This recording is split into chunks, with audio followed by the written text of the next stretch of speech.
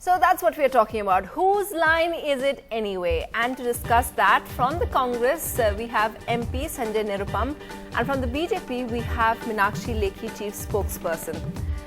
Mr. Sanjay Nirupam, if I can start with you. Earlier this week, the Congress Vice President Rahul Gandhi told everyone, stick to the party line.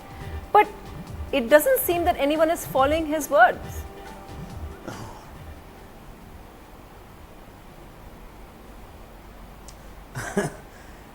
Yes, as a matter of fact, we have to follow the party line.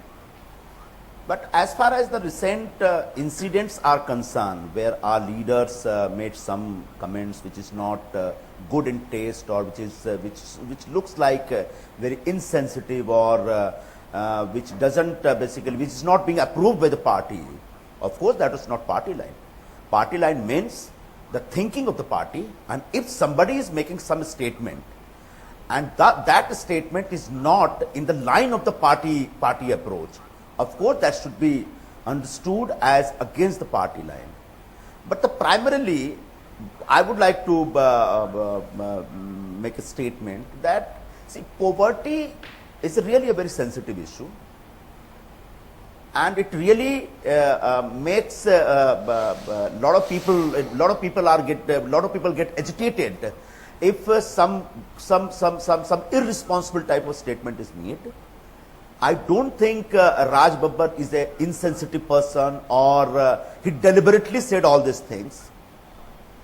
What happened? The spokesperson or the politicians, when they start articulating some issues, out of enthusiasm, they make some statement which is not good in taste, or which is not sensitive. So my party has already said that this should not be, this is not the right statement, and we are excusing for ourselves for that. No. But the most important point is the government and the Congress party has taken very seriously as far as the poor and the poverty of this country is concerned. Yes, the main objective of the governance is the inclusive politics, and by inclusive policies, we are trying our best to help the poor people. I understand. To bring them up. I understand. You're talking about Raj Babbar. The problem is, of course, that this has happened in just 1 week with many of your leaders, and it happens quite a lot. So the question that perhaps I want to go to Meenakshi Lekhi is, do you think, Meenakshi Lekhi, because this seems to be a problem, it happens a lot with the Congress, but this week we saw it with your party as well. Do you think it's convenient? To us it looks like that whenever somebody says something which is inconvenient, you realize, okay, it's backfired, and then you disown them. Is that what's happening? I'm sorry, that is not what has happened, at least in the case of BJP. In the case of BJP, there is a consistency, and if we look at Mr. Chandan Mitra's statement, it came out of provocation, and he himself has gone on record to say so. And the provocation came by somebody like Amartya Sen, a Nobel laureate, functions more like a political worker than a Nobel laureate, or someone who has been given Bharat Ratna by the government. And the government of India is definitely not Congress party, it is government of India. It is as much my government or anybody else's government. But there was no provocation to him, ma'am. He was... there was a provocation. I'm sorry, Sunitra, please allow me to explain my position. My position is very simple. The provocation came when Amartya Sen made a statement that Narendra Modi is not my PM candidate. Who has asked you who your PM candidate is? Number one. Number two, he's the same person who advised the government of India to bring in ordinance bypassing the democratic setup of this country and elected representatives. Okay. There are reports that there are people like Mr. Bhagwati and another professor called Panigrahi. We're not going into that debate. Allow me one more line. APJ Kalam also has criticized Mr. Amartya Sen out of a sheer frustration that here is a person who's been given Bharat Ratna and has chosen to play party politics. He should in fact be above party politics and doesn't know the history of rights in this country. It is in this context the frustration of Mr. Mitra should be seen,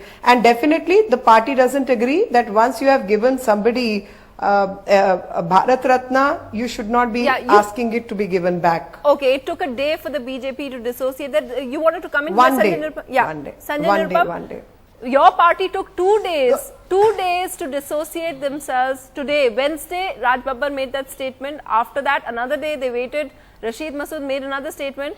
And then it took 2 days. They realized it has completely backfired. So it took 2 days for Congress party to dissociate themselves.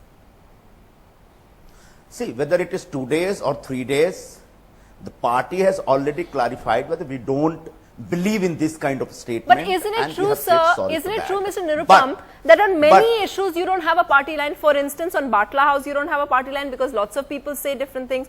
On FTI, you don't have a party line because many states disagree with it and many others don't. Everybody makes a different statement.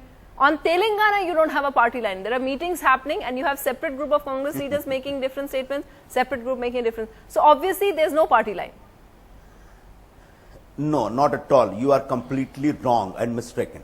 There is a party line, but on some controversial issues, different political party, different political leaders belonging to our party are making their own view. That doesn't mean there is no party line. One. Second point, I wanted to comment on the issue of Amartya Sen. Try to understand, Amartya Sen is one of the most celebrated economist of the world.